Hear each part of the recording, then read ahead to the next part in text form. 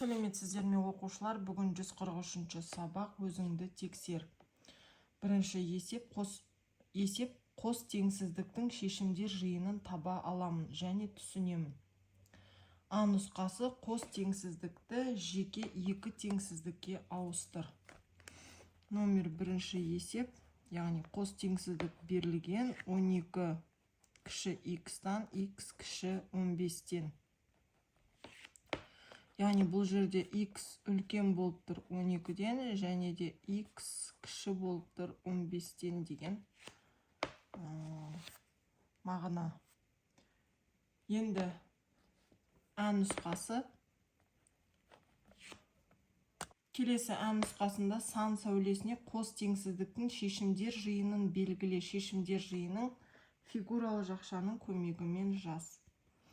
Яғни бұл жерде мынандай қос теңсіздік берілген екен.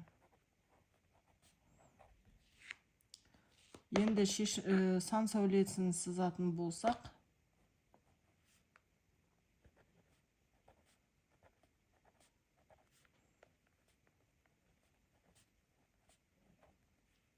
яғни x үлкен 4-тен.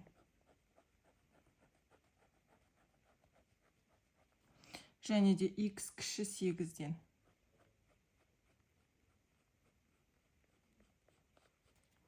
Яғни мына екі аралықты аламыз фигуралы жақшаның ішіне. Яғни 5, 6, 7 деген 3 сан кіреді. Келесі. 1 кіші x-тан x кіші 8-ден. Сан сәулесінде көрсетейік.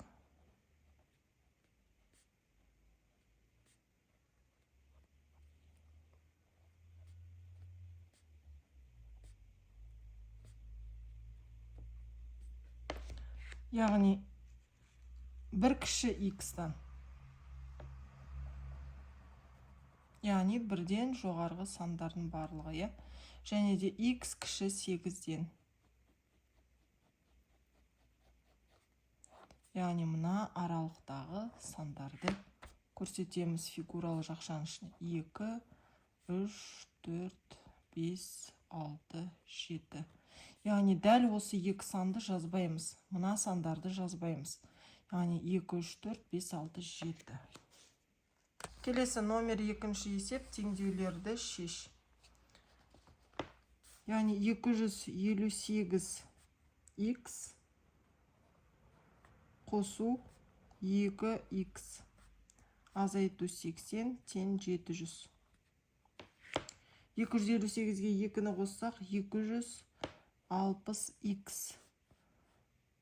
260x және де бұл жерде 700-ге қосамыз на 80-ді. Яғни 260x тең 780 болады. X-тің мәнін табамыз. 780-ді бөлеміз 260-ға. X-тің мәні тең 3-ке. Орын-орнына қоямыз.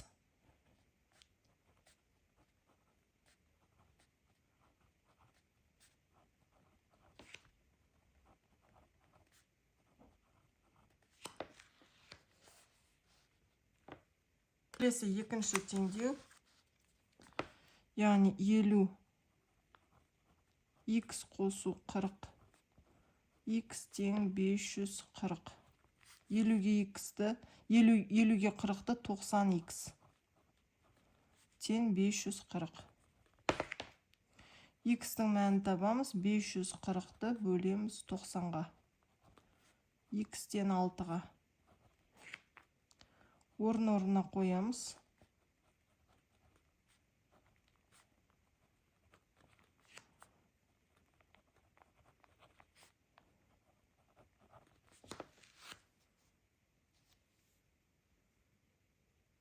Номер үшінші есеп салыстыру. Яғни 13-тен 2 қосу 13-тен 5. 13-тен 11 азайту 13-тен 5. 11-ден 5-ті азайтсақ 6, Мұнда 7, яғни мына жақ үлкен.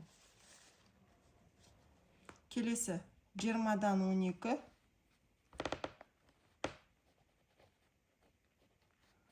Азайту 20-дан 5. Мына жақта 20-дан 11. Қосу 20-дан 15. Азайту 20-дан 7. Яғни мына жақта 12-ден 5-ті азайтсақ 7. Мына жақта 26. 26-дан 7-ні азайтсақ, яғни 19. Әрине мына жақ үлкен. Келесі номер 4-ші есеп. Есеп бойынша әріпті өрнек құра аламын. Есеп бойынша әріпті өрнек жаз. 260 килограмм қызанақ жиналды. N жәшікке 24 килограммнан салынды. Неше килограмм қызанақ қалды? Яғни жиналды 260 килограмм. Жиналды 260 килограмм.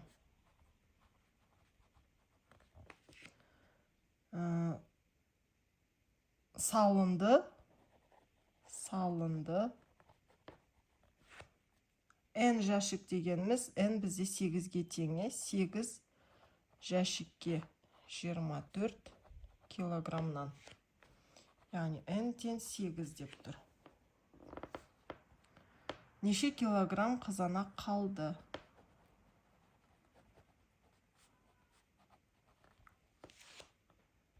Енді бұл жерде шешуі. Бұл жерде 8 жәшікті көбейтеміз 24 килограммға. Бізде 192 килограмм болады. Бізде бары 260. 260 килограммнан 192 килограммда азайтамыз. Сонда қалғаны 68 килограмм. Жауабы қалды 68 килограмм. Келесі номер 5-ші есеп. Өрнектегі амалдардың орындалу ретінің дұрыстығын тексеремін. Яғни 221 көбейту 384 бөлу 52014 азайту 51975. Енді бұл жерде бірінші жақшаның іші орындалады. Яғни 52014 азайту 51975. Азайтатын болсақ 9, мұнда 10-10-нан 7-ні азайтсақ 3. 0, яғни жауабы 39 болады. Енді 221-ге 384-ті көбейтеміз.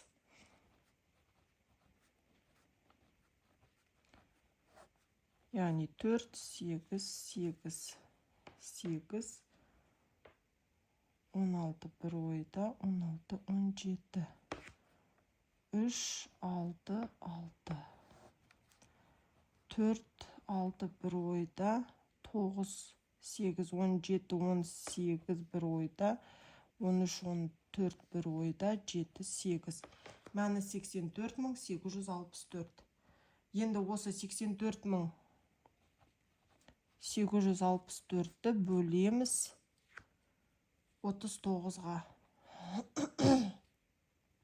Яғни 2-ден береміз, көбейткен кезде 78, азайтқан кезде 6, жанына 8 түседі. 68-дің ішінде бір рет бар, көбейткен кезде 39, азайтқан кезде 29, жанына 6 түседі. 296-ның ішінде 7 рет бар, көбейтсек 273, азайтсақ 3, 2, жанына 4 түседі. Ішінде 6 рет бар, көбейткен кезде 234, 0. Яғни жауабы 2176.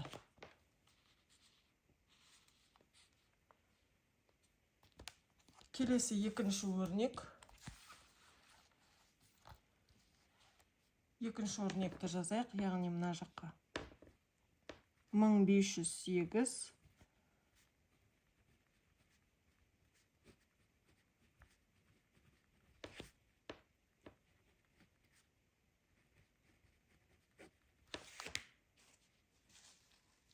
бірінші жақшаның іші орындалады. Яғни 48.000-нан азайтамыз 47.884-ті.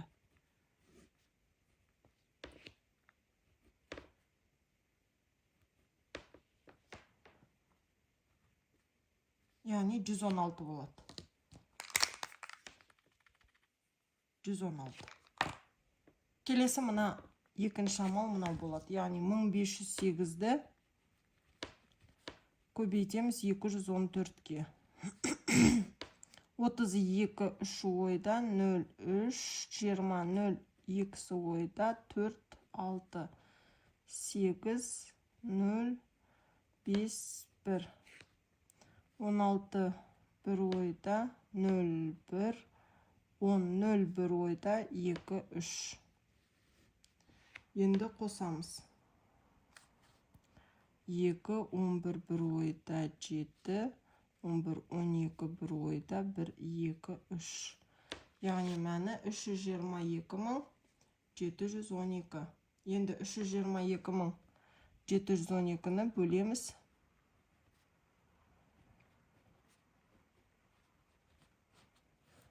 Мына 116-ға. Яғни 2-ден береміз.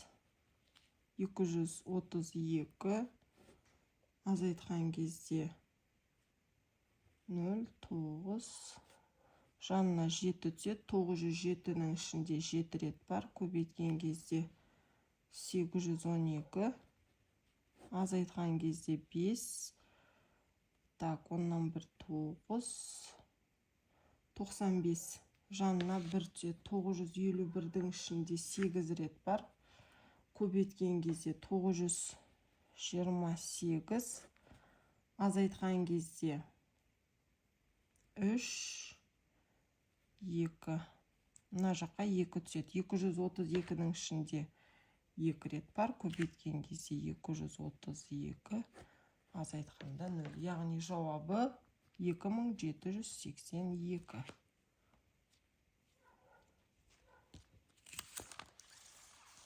Мінеки балалар, осымен 143-ші сабақ аяқталды. Менімен болғандарыңызға рахмет. Маған тіркеліп, лайк басып, комментарий жазуды ұмытпаңыздар.